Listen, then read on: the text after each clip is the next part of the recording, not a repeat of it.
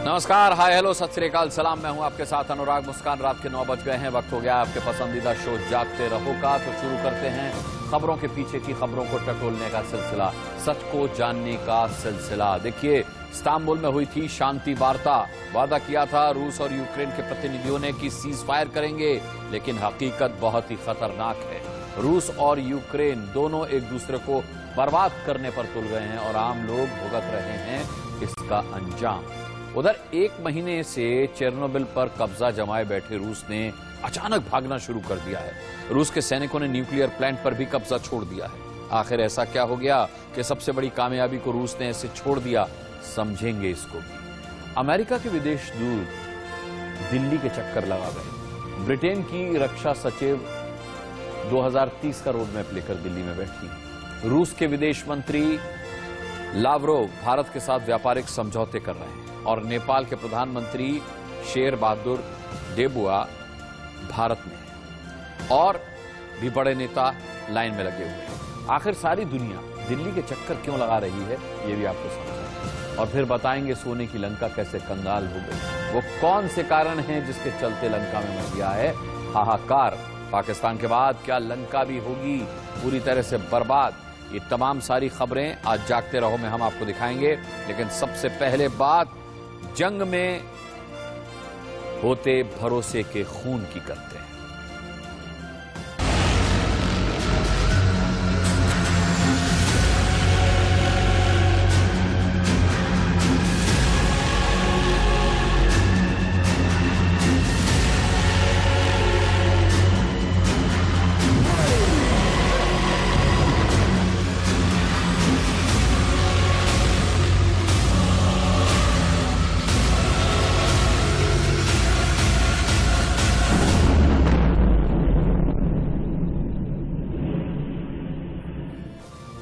Ukraine और रूस ने किया भरोसे का खून। देखिए, इस्तांबुल में दोनों ही देशों के प्रतिनिधियों ने वादा किया था कि शांति के उपाय खोजेंगे, लेकिन हकीकत दहला देने वाली है। बातचीत का इस तरह से टूटना सारी दुनिया के लिए खतरनाक संकेत है।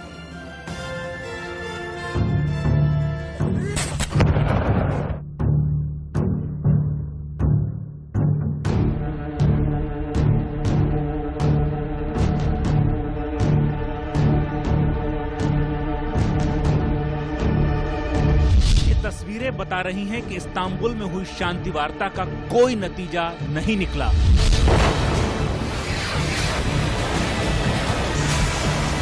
बात सीज फायर की हुई थी, लेकिन इरपिन जल रहा है।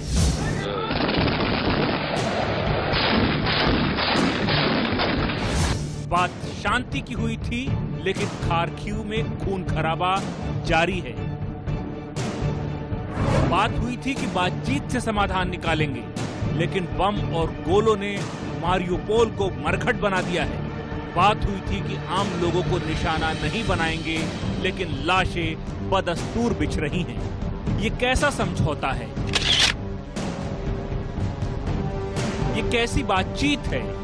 ये कैसी कूटनीति है? सबसे ज्यादा नुकसान तो उन भोले भाले लोगों का हुआ जिन्होंने इस वार्ता को सच मान लिया। यूक्रेन दावा कर रहा है कि रूसी सेना के कीव से हटने की खबरें सरासर गलत हैं। पूरी रात कीव ने बम और गोलों को अपने सिर पर झेला है।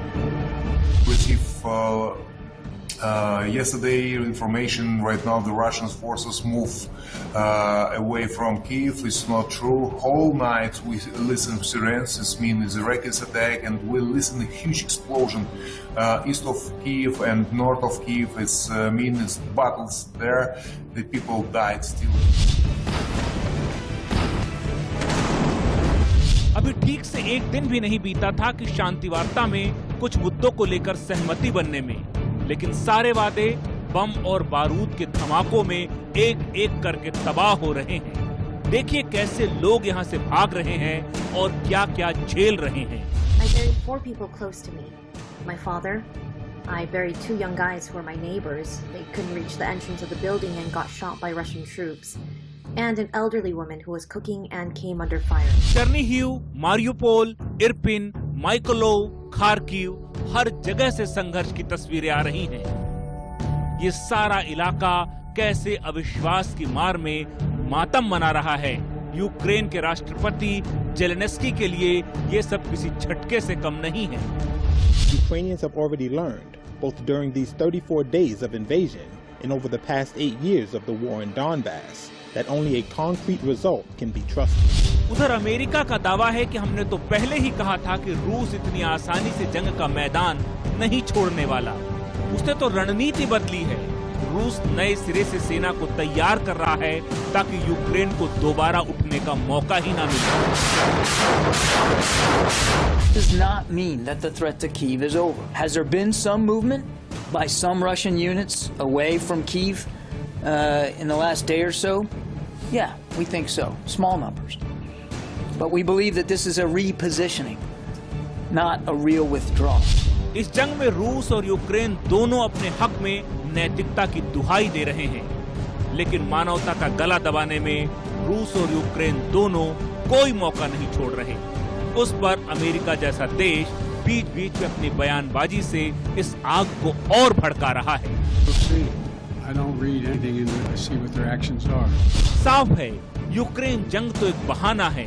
अमेरिका और पश्चिमी देश तो अपना अलग ही उल्लू सीधा कर रहे हैं और बदले में करोड़ों लोगों की जिंदगी दांव पर लगी हुई है।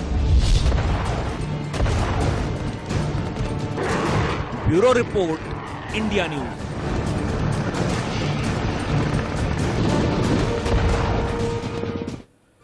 जंग के 37 दिन हो गए हैं, लेकिन रूस यूक्रेन को हरा नहीं पाया। 2008 में जब पुतिन रूस से प्रधानमंत्री थे, तब उन्होंने जॉर्जिया को हमला करके 5 दिन में हरा दिया था। लेकिन यूक्रेन में पुतिन क्यों फेल हो रहे हैं, ये समझना बहुत जरूरी है। देखिए, कई टुकड़ियों में 0 डिग्री से कम तापमान में फंस गई। हजारों रूसी ट्रक दलदल में फंसकर खराब हो गए। हजारों रूसी गाड़ियां ईंधन के बिना बेकार हो चुकी हैं। भूख से परेशान रूसी सैनिक दुकानें लूट रहे हैं, दुकानें लूटने को मजबूर हैं। रूसी सैनिकों का मनोबल लगातार गिरता जा रहा है, कम होता जा रहा है। योजना के स्तर पर रूसी सेना से गलतियां हो रही हैं लगातार। शुरुआती दौर में बेस्ट सैनिकों का इस्तेमाल नहीं किया गया। हथियार, गोला बारूद, ईंधन और रसद की सप्लाई में गड़बड़ हो रही है। पुराने सैनिकों की जगह लेने के लिए नए सैनिक पहुंचे ही नहीं। यूक्रेन ने सारी रूसी सप्लाई लाइन को तबाह कर दिया है। यूक्रेनी वजूद की लड़ाई लड़ रहे हैं, उनका मनोबल ऊंचा है, मजबूत है। पुतिन के सलाहकारों ने गलत सलाह देकर उन्हें उलझा दिया, कंफ्यूज कर दिया। रणनीतिक तौर पर पुतिन के कई फैसले जो हैं वो फेल हो गए। उस तरीके से रिजल्ट नहीं आया उनका जैसा सोचा गया था। देखिए, यूक्रेन पर हमले के बाद रूस की पहली सबसे बड़ी कामयाबी थी चेर्नोबिल न्यूक्लियर पावर प्लांट। पूरे पावर प्लांट को रूस ने अपने कब्जे में ले लिया था। लेकिन अब हालात ये हो गए हैं कि रूस ने न्यूक्लियर पावर प्लांट को यूक्रेन के अधिकारियों के हवाले करके पूरे इलाके को छोड़ दिया है, बल्कि वो उस इलाके को छोड़कर भाग गए।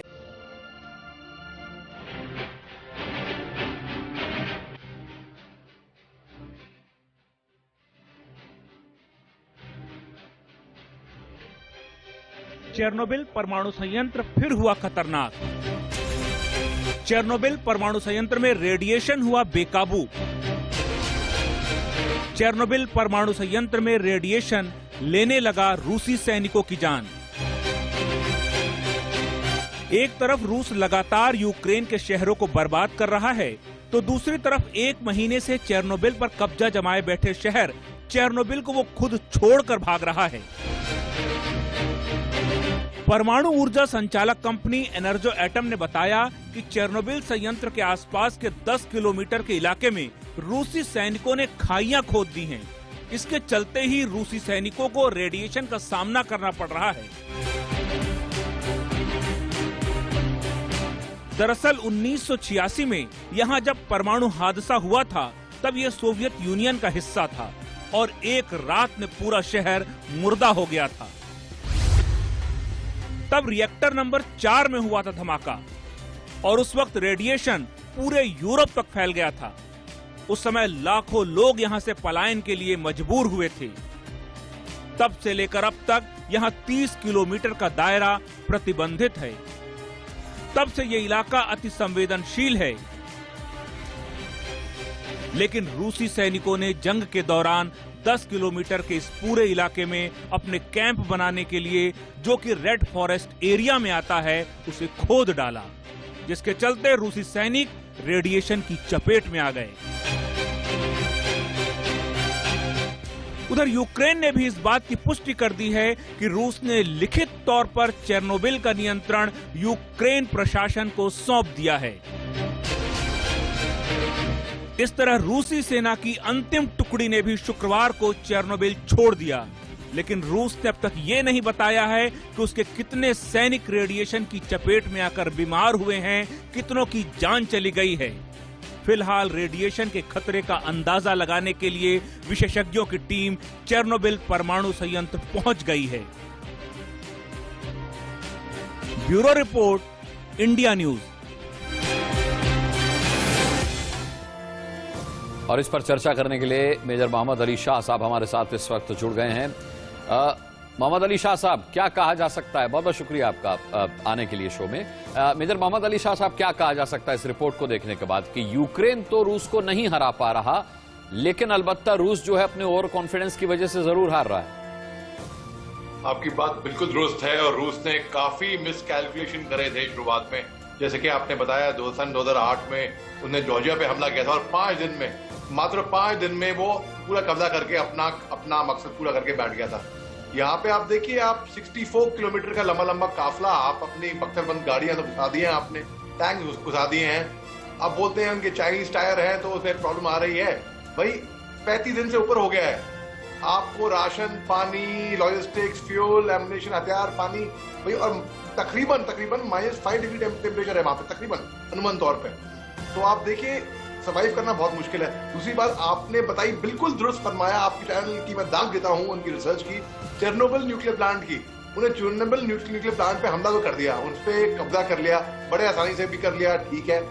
क्या उन्होंने अनुमान लगाया था कि यहाँ से अगर न्यूक्लियर रेडिएशन लीक होती है तो कितने लोग बीमार पड़ेंगे, कितने लोगों की जान जाएगी? वो कैलकुलेट नहीं करा है इसमें, और इन्होंने अभी भी डिस्क्लोज नहीं करे हैं फिगर्स, कितनी कैजुअलिटी हुई है इनकी इस चेर्नोबिल न्यूक्लियर प्लांट की वजह से। तो इनके वहां से 2 वजह से गए हैं यहाँ से, एक तो न्यूक्लियर रेडिएशन लीक वहां पे, दूसरी वजह कि भाई अगर ये न्यूक्लियर प्लांट भी नहीं होता, अलग कोई प्लांट होता, इनको यूक्रेन की सेना एक तो वहां पे मुंहतोड़ जवाब दे रही है। इसका मतलब कि जंग में कोई जीता नहीं है, सभी हारते हैं। मगर जिस तरीके का रेजिस्टेंस यूक्रेन ने लगाया है, हाथी और चींटी की लड़ाई में हाथी को लगा कि वो चींटी कुचल देगा, मगर चींटी ने फिर अपना दिमाग लगाया जहन से और वो हाथी के सूर में घुस गई और हाथी के लिए परेशानी हो गई। तो बस यही खास 2 वजह है कि रूस यहाँ से चेर्नोबिल प्लांट को छोड़ के वापस चला गया, भाग गया और उनपे इतने आसानी से कब्जा नहीं कर पा रहा है। चलिए, मोहम्मद अली शाह साहब बने रहिएगा हमारे साथ, लौटेंगे आपके पास। इस बीच जनता को ये बता दें कि भूख और प्यास ने रूसी सेना का मनोबल तोड़ दिया है। सुनिए रूसी सेना कैसे भूख प्यास से कब्जे वाले इलाके को छोड़कर भागने को मजबूर है और स्थानीय लोगों का वहां क्या कहना है। А що, одна тільки що це просто це можна? Злость, ненависть, саме перше, до тих уродів, що це поробили. Жалость потім до них. Так це люди не могли зробити. Все нас. Вони тут уж точно не приходили робити свій русський мір. Це однозначно. Тому що такі ями. We are so grateful for people who brought food here because some people didn't see bread for a month. That's crazy. I know, but like there are lots of grannies and elderly people who needs food. They came with the Russians. They supported them and they did all these cruel things because I don't know. They don't love our motherland and they are from motherland. Maybe I don't know why did they do so. We used to be brothers. We used to be one nation. We used to be Ukrainians all together. But now it's difficult to imagine that it might happen in the 21st century. Я служив у військах, тобто маю досвід з 94-го року, це по-перше. По-друге, все-таки я єгер, я людина запізнаний з інтернетом, часто густо. Все, що не хватало із знань, я черпав швиденько з інтернету, навчався і йшов далі. इसी के साथ एक छोटा सा break ले रहे हैं। जब ब्रेक से वापस आएंगे तो आपको बताएंगे कि आखिर दुनिया क्यों लगा रही है दिल्ली का चक्कर।